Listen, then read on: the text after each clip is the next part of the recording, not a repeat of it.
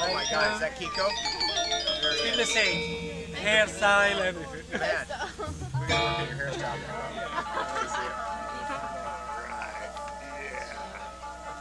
Thanks for having us back. I need to refrigerate or freeze this. Okay. Halo, ketemu lagi dengan saya Chef Sophie Navita dan kita lagi dalam acara Indonesia Makan Sayur, dan kali ini saya bertamu ke Fivelements Spa or Healing Destination, and I have a very special guest all the way from the United States of America, Mr. David Wolfe. Hi. Hi.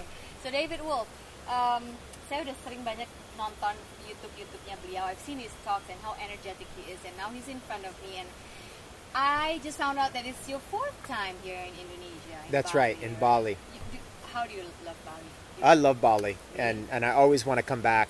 So when I'm in this part of the world, I try to make a stop into Bali, and I have many friends here, and I love the culture, and I love the food. The food. Okay. Food's very good. So we're going to talk about food.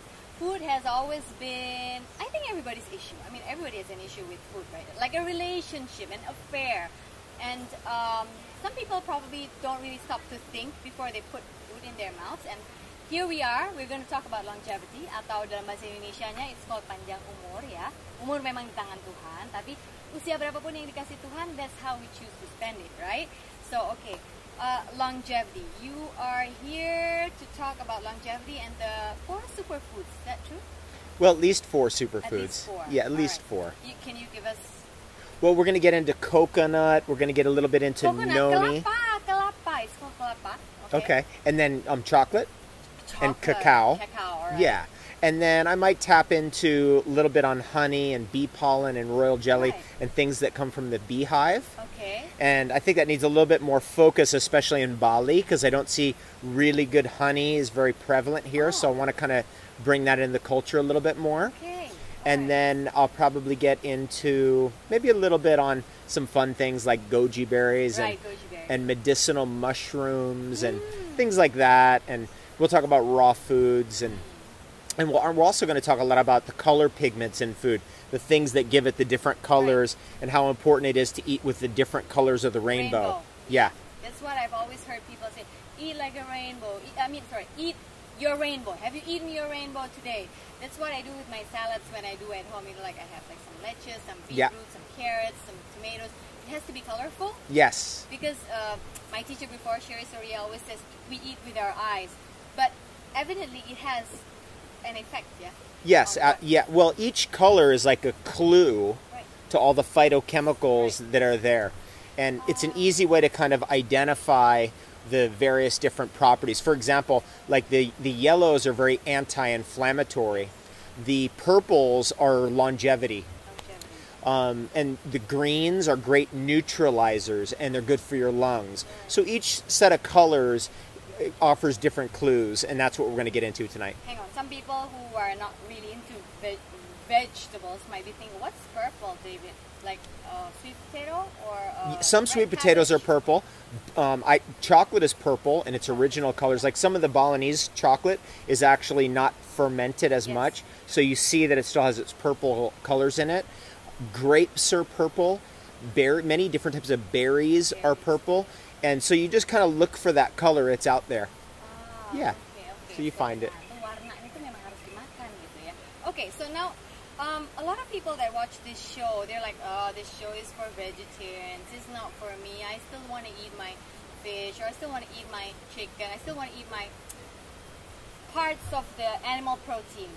How would you give a tip on that to have more greens in your diet, to eat more greens? How would a David Wolfe suggest people to eat? Well, it's exactly that. It's what you want to do is you want to have your green vegetables or your salad with your meat. Because if you're going to eat meat, you're going to need that alkalinity of those vegetables. You're going to need the fiber so that your body processes it correctly and it doesn't stick around, so everything moves through you. Yeah, so what we try to do is simplify every meal. And you have a salad with your fish, for example, instead of fish and rice. Right. Right? So you can have a salad and rice or salad and fish. Right. Food combining, basic food combining, which essentially means eat a salad with every meal. And it also means instead of just having that mixture of a starch and a protein or a carbohydrate and a protein, try to just have the protein with the salad or just have the starch or carbohydrate with the salad. Yeah. Right. And for people who are like, you know, sometimes they meet me and then they say, oh, Sophie, I cannot eat raw. I haven't started. Although here, the people in the West Java area, they have, it's called lalapan. We eat like raw veggies with a sambal.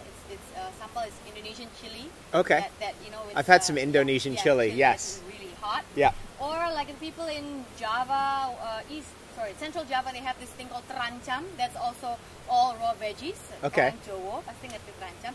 But then, you know, it's kind of like we've forgotten that this culture is actually in us. So people are like, so how do I eat more raw? You know, I don't know how much to put. I always say, try it about 50-50. What would you say? Well, some's better than none, and it's the most natural thing. Yeah.